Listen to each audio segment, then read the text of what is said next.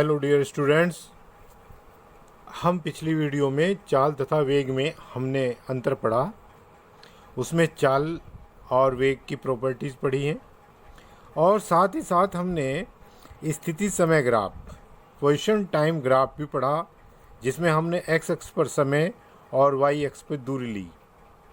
ठीक है, और ये तीन फिगर हमने पिछली वीडियो में लोड की थी, जिसमें एक्स वाई एक्स को स्थिति से और एक्स अक्ष को टाइम से रिप्रेजेंट किया था। और इसमें हमने एक एक्स अक्ष के समांतर जो खींची, ये लाइन खींची, इसका मतलब है कि समय तो बढ़ रहा है लेकिन वस्तु अपनी स्थिति में एज इट इज़ खड़ी है, अर्थात वस्तु विराम में है।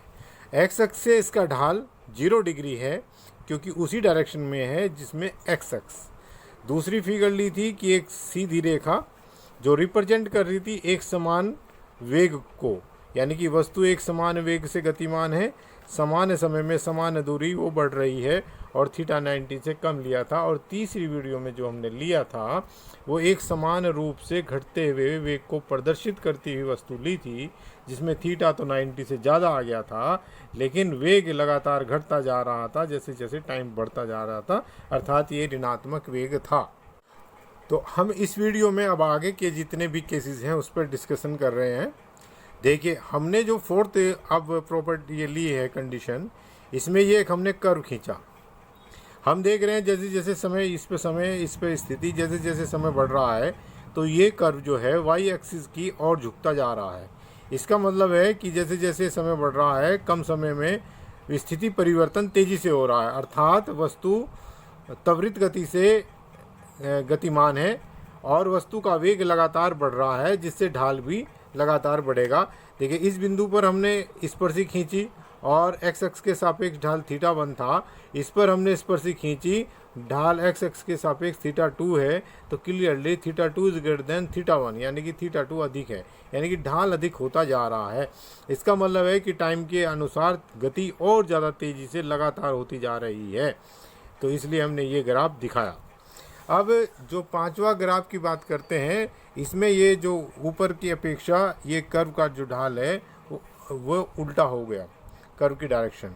हमने इस पॉइंट पर थीटा खींचा, स्पर्शी खींचेंगे ऐसे तो ये थीटा 1 है, इस पे स्पर्शी खींचेंगे थीटा 2 आ गया, तो हम यहाँ देख रहे हैं कि theta 2 is less than theta 1, और ये लगातार एक्स अक्ष की ओर झुकता हुआ कर्व जा रहा है। इसका मतलब है कि जैसे जैसे समय बढ़ता जाएगा तो इसकी स्थिति परिवर्तन धीरे धीरे होने लगेगा, समय के साथ साथ लगातार परिवर्तन कम होता चला जाएगा, जिसका मतलब है कि वस्तु मंदित गति कर रही है, अर्थात लगातार उसका वेग घटता जा रहा है, जिससे कोण भी लगातार घटता जाएगा। क्लियर। अब छठी पोजीशन ले लेते हैं। इसमें हम दिखा रहे हैं कि समय वही एक्स अक्ष पर और स्थिति वाई अक्ष पर, कि एक वाई अक्ष के पैरेलल एक लाइन खिंच गई जिसमें थीटा 90 हो गया। अगर ये वाई अक्ष के समांतर रेखा है तो ये रिप्रेजेंट कर रही है कि रुकी हुई वस्तु की स्थिति लगातार, समय नहीं बढ़ रहा है परंतु इस वस्तु की स्थिति लगातार परिवर्तित हो रही है, जो कि व्यवहारिक रूप से असंभव है। ऐसा नहीं हो सकता कि समय तो रुका रहे और वस्तु की स्थिति लगातार परिवर्तित होती जाए। हाँ, उल्टा तो हो सकता था कि स्थिति में कोई परिवर्तन ना हो जबकि समय लगातार बढ़ता रहे, क्योंकि समय कभी रुकता नहीं है, वो तो बढ़ता ही जाता है। इसके बाद अब हम एक वो ले लेते हैं, एक प्रैक्टिस के लिए एग्जाम्पल कोशिश करते हैं समझाएं, और जो उचित होगा मैं उसका सॉल्यूशन भी साथ साथ करूँगा, और नेक्स्ट वीडियो से तो आपको सॉल्यूशन साथ के साथ करके दिखाए जाएंगे। ठीक है, तो दो बच्चे ए और बी अपने विद्यालय ओ से लौटकर अपने घर क्रमशः पी और क्यू पर जा रहे हैं।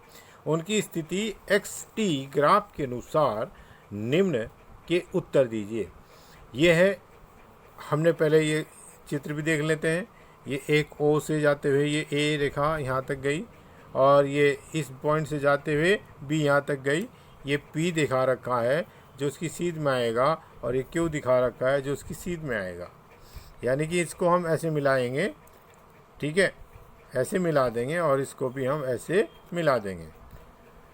इनके कुछ भी नाम रख सकते हैं चाहे। तो इसने कहा कि बी ए की तुलना में ए यानी कि बी जो है ए के रेस्पेक्ट में ए अपॉन बी विद्यालय से निकट रहता है। यानी कि बी ए की तुलना करें, अगर ए से तुलना करें तो उसकी रेस्पेक्ट में ए जो है बी की तुलना में विद्यालय से निकट रहता है। कौन निकट रहता है? ए। तो इसकी तुलना में बी, ये हमें दिखाना है। ए बी की तुलना में विद्यालय के निकट रहता है। दूसरा है बी की तुलना में ए विद्यालय से पहले चलता है। कौन चलेगा पहले? ए चल रहा है पहले, निकट भी ए ही, और ए ही विद्यालय से पहले चल रहा है। विद्यालय कहाँ? ओ है, यहाँ से पहले ए चलेगा फिर बी चल रहा है। ठीक है। तीसरा पॉइंट है कि बी की तुलना में ए तेज चलता है। बी की तुलना में ए तेज चलता है।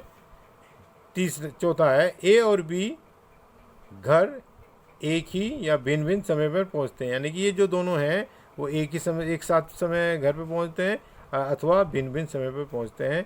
फिर ई पार्ट है कि ए सड़क पर बी से आगे हो जाता है एक बार या दो बार। ठीक है। ए सड़क पर बी से एक बार या दो बार आगे हो जाता है। ये हमें सारे के सारे इसके सोल्व करने हैं, तो करते हैं। तो देखिए हमने जो फिगर दी थी उसको कंप्लीट कर लेते हैं। ये एक्स अक्ष है, ये वाई अक्ष है, ये ओ एक लाइन है और ये बी जो है सी बी एक लाइन है।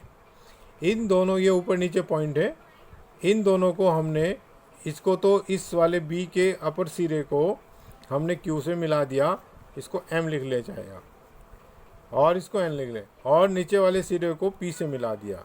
तो ये इस प्रकार की फिगर बन जाएगी और ये दोनों एक सीध में नीचे ई पर मिलते हैं। ये जो एम बी जो है वो सी पर मिलती है। ये हमने कंप्लीट फिगर कर ली। कोई इसमें कोई दिक्कत है तो आप पूछ सकते हैं, कुछ नहीं करना। ये भी दे रखा, ये भी दे रखी, ये भी लाइन भी दे रखी है, ये भी दे रखी है, बस इसको इससे मिलाना, ऊपर वाले को नीचे वाले को इससे। इसी टाइप की फिगर है जो एक सीध में आएंगी। तो सॉल्यूशन में चलते हैं। पी व क्यू से दिए गए ग्राफों पर अभिलंब डाले गए। पी व क्यू से ग्राफों पर दिए गए अभिलंब डाले गए। ये अभिलंब डाल दिए हमने। क्लियरली ओ क्यू, यानी कि ये जो है ओ क्यू, जो ओ क्यू है इसमें ये वाली दूरी, ये यहाँ से यहाँ तक की, वो किससे बड़ी है? ओ पी से, क्योंकि ये दूर है वाई एक्सिस पे, ये पास है, तो जाहिर सी बात है। तो बच्चा, ठीक है। अब देखिए ये जो दूरी है वो ओ पी से अधिक है, ओ क्यू, तो इसलिए, और ओ क्यू दूरी कौन है इधर?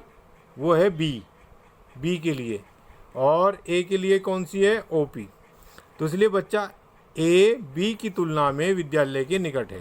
भाई ये इस पे डाला ना हमने, लंबवत डिस्टेंस देख ली, तो कौन ज़्यादा नज़दीक है? ए नज़दीक है। किसके? बी के रेस्पेक्ट में।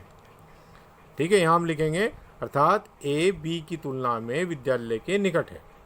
किससे पता लगा? इससे परपेंडिकुलर डिस्टेंसेस, ऐसे जो हमने परपेंडिकुलर ड्रॉ किया। ठीक है।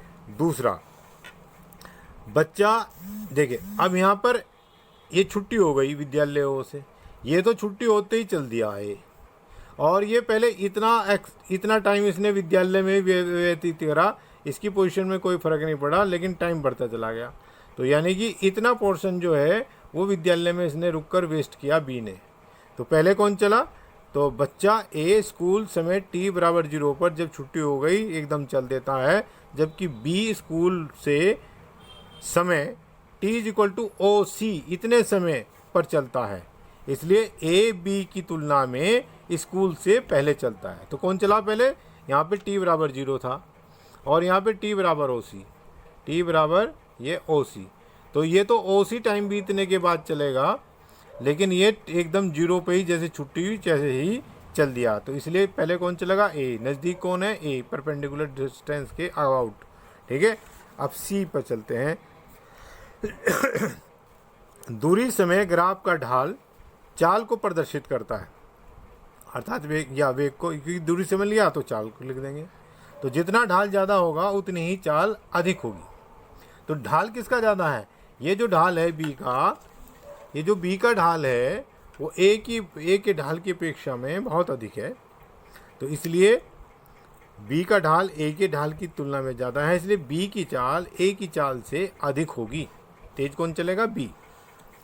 अब आ जाते हैं डी उस पर पोर्शन पर। पी एंड क्यू के संगत एक्स टी ग्राफ पर ए व बी के लिए समय समान है।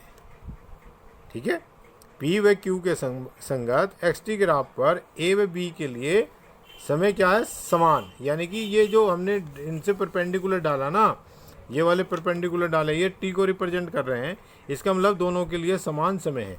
यानी कि ये भी अगर 5 मिनट इसे लगते हैं अपना टाइम व्यतीत करने से, वो जोड़कर, और बाद वाला समय, और ये शुरू से लेकर आखिरी तक घर तक का पहुंचने का समय, ठीक है, वो दोनों बराबर हैं। इसमें ये भी जुड़ जाएगा इसका वेटिंग का, इसमें लगातार, ठीक है, क्योंकि इसकी चाल अधिक है। जितनी देर में ए 2 कदम चलेगा, हो सकता है 3 चले, 4 चले, क्योंकि बी की चाल अधिक है, इसलिए कम समय में अपने घर साथ साथ ए के पहुंच जाएगा। क्योंकि हमने एक्स एक्स पे जो परपेंडिकुलर ड्रॉ किया ना ये एम एन से, वो ए के स्थान पर काट रहा है, इसलिए समय बराबर है। ठीक है, इसके बाद आ जाता है ई पार्ट। ए व बी एक्स टी ग्राफ में डी पर मिलते हैं। ठीक है, एक्स टी ग्राफ में डी पर मिलते हैं, और बी बाद में चलता है, परंतु ए के साथ साथ घर पहुंच जाता है। तो ए बी से सड़क पर केवल एक बार आगे निकलता है। देखिए, अब ध्यान देना, यहाँ पे ये यहाँ पर डी पर मिलेंगे, इस बिंदु पर डी पर मिलेंगे। ठीक है, अब ये जो चलता है ए टी बराबर 0 पर चलता है, ठीक है ना जी, और ये बी जो है वो कुछ समय बाद चलता है, उसी समय बाद। तो ये तेज चलता हुआ और ये धीमे चलता हुआ डी पर जाते हैं। तो जैसे ही डी से आगे बढ़ेंगे, जिसकी चाल तेज होगी वो आगे निकल जाएगा। तो बी क्या है? आगे निकल जाएगा। ठीक, बी ए से सड़क पर केवल एक बार आगे निकलेगा। ठीक है, एक बार आगे निकल गया, उसके बाद इसको तो ये आगे कम समय तय करना पड़ा, कम दूरी तय करनी पड़ी इसको ज़्यादा, इसलिए जितना ये दूरी तय करेगा उतना समय इस दूरी में तय करने में लगेगा। तो इसलिए दोनों साथ साथ पहुँचेंगे। ठीक है, तो एक बार ये सिर्फ आगे निकलेगा। ठीक है, अब एक और एग्जाम्पल ले लेते हैं प्रैक्टिस के लिए। इसमें क्वेश्चन पढ़ते हैं और आपको सॉल्यूशन भी करके दिखाएंगे इसका। एक महिला अपने घर से प्रातः 9 बजे, कब? प्रातः 9 बजे। एक महिला अपने घर से प्रातः 9 बजे 2.5 किलोमीटर दूर अपने ऑफिस के लिए सीधी सड़क पर 5 किलोमीटर प्रति घंटा से चलती है। देखिए, एक चीज़ आप ध्यान रखना कि एक रफ फिगर बना लें पहले। तो महिला जो चली वो 9 o'clock चली, और कितने, जैसे ये घर है इसका हाउस, ठीक है, और ये उसका ऑफिस है, ये चली 2.5 किलोमीटर दूर ऑफिस के लिए, 2.5 किलोमीटर। ठीक है, और कितनी चाल से चली? 5 किलोमीटर पर आवर।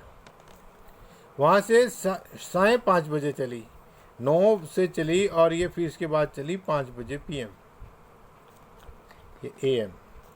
ठीक है, ऑफिस जब ऑफ हो गया तो चली, और कितनी तेज़ी से चली तक रहती है, और 25 किलोमीटर चल रही ऑटो के द्वारा चली, यानी कि रिटर्न जो हुआ उसका 25 kmph के ऑटो से हुआ, बाई ऑटो। ठीक है, बाई ऑटो से हुआ। लौट रही है। उपयुक्त पैमाना लेकर एक्सटी ग्राफ खींचो। उपयुक्त पैमाना लेकर एक्सटी ग्राफ खींचे। तो देखिए, हमने इसमें क्या किया, पहले ये वाई पर तो हमने पोजीशन दिखा दी, इसके किलोमीटर्स दिखा दिए, और एक्स अक्ष पर हमने टाइम ले लिया। पहले फिगर ये बना ली है तो उससे समझाएंगे, फिर आगे न्यूमेरिकल कैसे सॉल्व आउट करते हैं वो करके दिखाएंगे। देखिए, ये यहाँ 0 है, 0 पोजीशन और 0 समय। यहाँ से स्टार्ट होती है और कहाँ पे जाती है? 2.5 किलोमीटर। और कितने बजे पहुँचती है वो? 9 बजे चलती है। कितने चाल से? 5 किलोमीटर प्रति घंटा। यानी कि उसको यहाँ तक जाने पर कितना टाइम लगा? 30 मिनट्स। कितना टाइम लगा? 30 मिनट, यानी कि आधा घंटा लग गया। कितना टाइम लगा? ये 30 मिनट लिख दिया हमने, 30 मिनट लगे। ठीक है, 5 किलोमीटर प्रति घंटा की चाल से। तो इस पर हमने क्या लिया? 9, 10, 11, 12, 13, ये घंटों के निशान लगा दिए बजे के। तो 9:30 दिखा दिया, यानी कि आधे घंटे बाद वो 9:30 वाले टाइम पर पहुंच जाएगा। ये 9:30 हमने लिख रखा है। 2.5 किलोमीटर चला आधे घंटे में, 5 चलता 1 घंटा लगता, तो 10 पर लेते निशान। लेकिन ये 2.5 किलोमीटर कहाँ पर चला?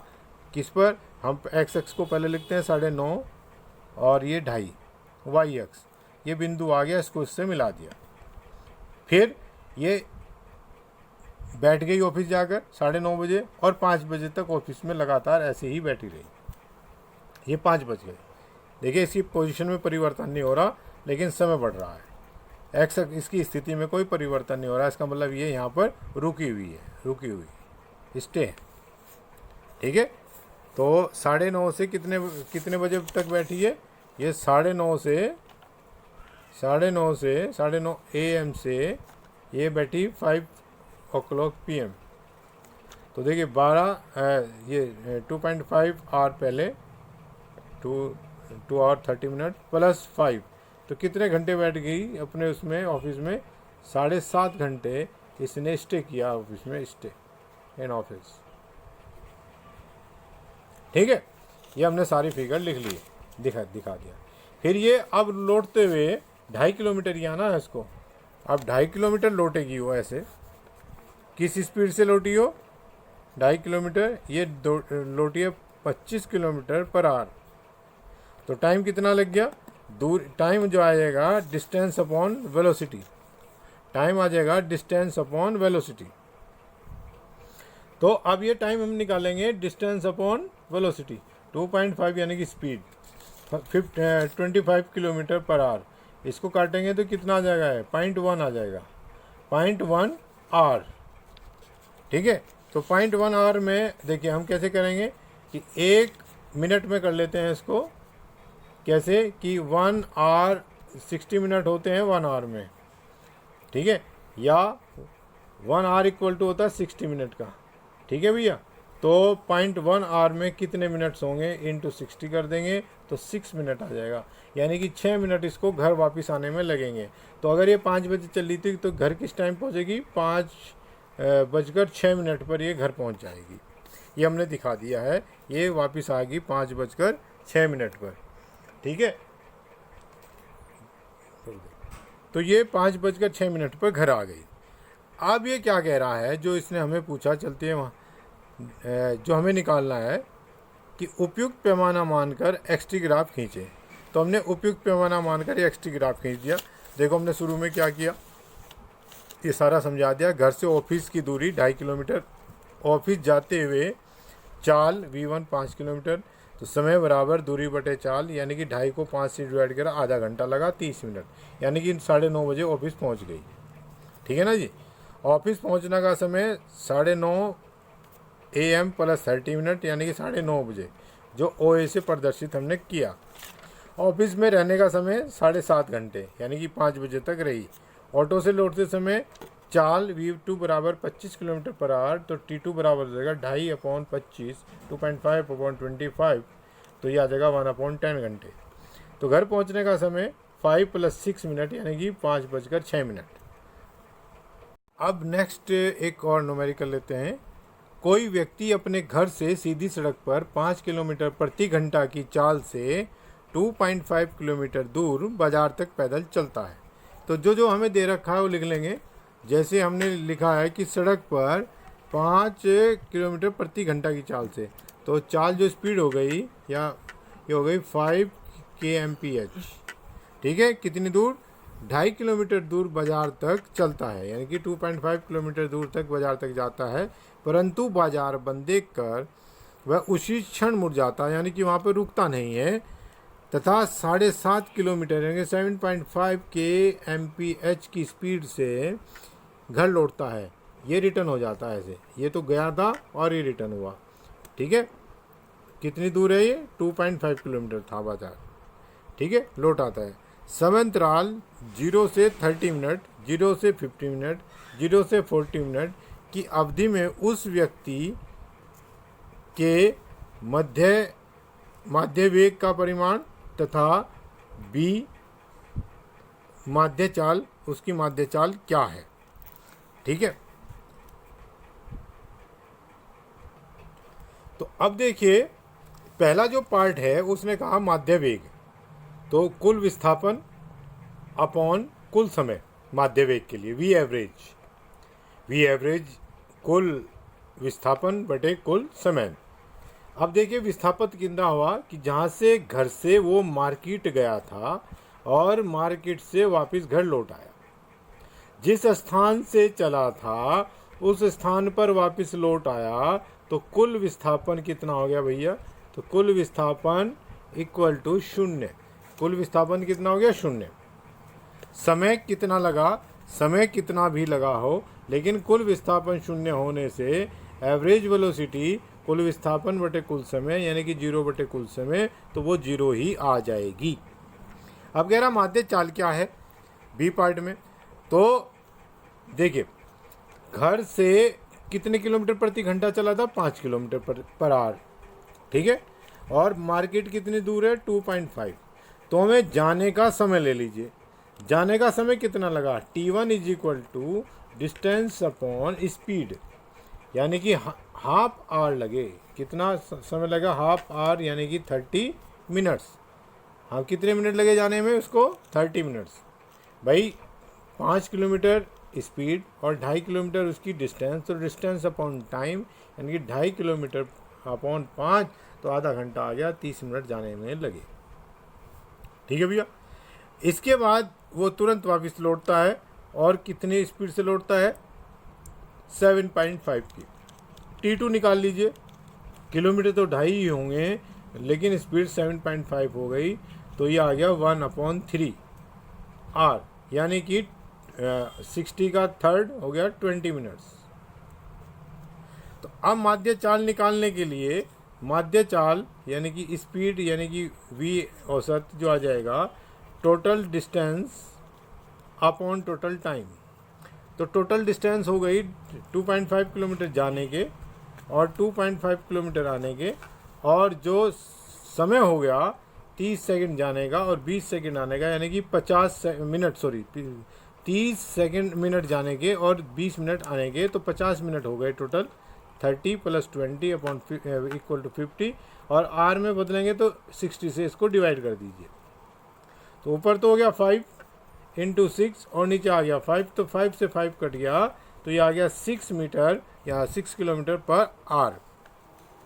तो यानी कि जो स्पीड आई है माध्य चाल वो 6 किलोमीटर पर आवर आई। लेकिन इसने क्वेश्चन और किया साथ में कि हमें 0 से 30 मिनट के अंतराल में दिखाइए। तो 0 से 30 मिनट के अंतराल में तो सिर्फ आधा घंटा तो उसको जाने जाने में लग गया। तो जो वास्तविक इसकी स्पीड थी वही उसकी औसत स्पीड रहेगी, क्योंकि 2.5 ठीक है ना अपॉन 5 टाइम निकाला था ना हमने 30 मिनट, तो 0 से 30 मिनट में जो स्पीड थी वही रहेगी। कितनी? 5 किलोमीटर प्रति घंटा, यानी कि कुल विस्थापन औसत जो 0 से 30 के बीच में आएगा, औसत वेग निकालेंगे। औसत वेग भी निकलवा रखा है इसने, तो कुल विस्थापन औसत वेग में आ जाएगा कुल विस्थापन अपॉन कुल समय। कुल विस्थापन है वही 2.5, मार्केट पहुंचा, समय लगा आधा घंटा, तो ये ऊपर चला जाएगा, तो 5 किलोमीटर प्रति घंटा। और स्पीड निकालें, औसत स्पीड वो भी इतनी हो जाएगी, क्योंकि इसमें विस्थापन और दूरी जो है वो बराबर है और समय भी बराबर है। तो 5 किलोमीटर प्रति घंटा ही की स्पीड हो जाएगी 0 से 30 मिनट के इंटरवल के बीच। अब इसने दूसरा क्वेश्चन किया था कि 0 से 50 मिनट। देखिए जब हमने टाइम जाने का किया वो 30 मिनट आए थे और आने का किया वो 20 मिनट आए थे, यानी कि ये हो गया 0 यानी कि 50 मिनट हो गए। तो 0 से 50 के बीच में वो जितनी दूर मार्केट गया था उतनी दूर वापस लौट आया, तो विस्थापन तो हो जाएगा इसमें जो डिस्प्लेसमेंट है, ठीक है, यानी कि विस्थापन तो हो गया 0, और टाइम जो मिनट हैं वो मिनट हो गए 50। तो भैया स्पीड जो औसत चाल है जो वेग होगा, वेग वो तो हो जाएगा 0, कुल विस्थापन बटे समय, ये तो हो गया 0। लेकिन जो स्पीड हो जाएगी v = 2.5 किलोमीटर जाने के 2.5 आने के, तो 5 हो जाएंगे अपॉन 50 अपॉन 60। 0 से 0 कट गई, सॉरी, और 5 से 5 ये ऊपर 6 चला जाएगा, तो 6 किलोमीटर प्रति घंटा जो है उसकी स्पीड आ जाएगी। सॉरी। इसके बाद 0 से 40 मिनट की अवधि में उस व्यक्ति द्वारा, अब देखिए इसमें इसने क्या किया कि 0 से 40 मिनट की अवधि में तो प्रथम 30 मिनट तो ये गया बाजार में लग गया इसके, होम टू मार्केट यानी कि हाउस टू मार्केट टाइम, तो 30 मिनट तो लग गया इसको। और टोटल ये लौटा था 20 मिनट्स में, तो आधे में कितना आएगा, ये 1.25 किलोमीटर आ पाएगा 10 मिनट्स में। तो 0 से 40 मिनट्स के बीच में ये कितना चला, 2.5 प्लस 1.25 यानी कि आ गया 3.75, इतने किलोमीटर ये चला। ठीक है भैया। तो देखिए अब अगर हम वेग निकालें तो विस्थापन तो हो गया, अब ये विपरीत दिशा में आया तो घट जाएगा 1.25, लेकिन समय हो गया 40/60, तो ये आ गया 1.25 घटने के बाद, और 6 ऊपर और 4 नीचे, तो 2 ये 3 और ये 2, ठीक है, ये कितना हो गया 3.75/2, तो हो गया 1.645 किलोमीटर पर आवर।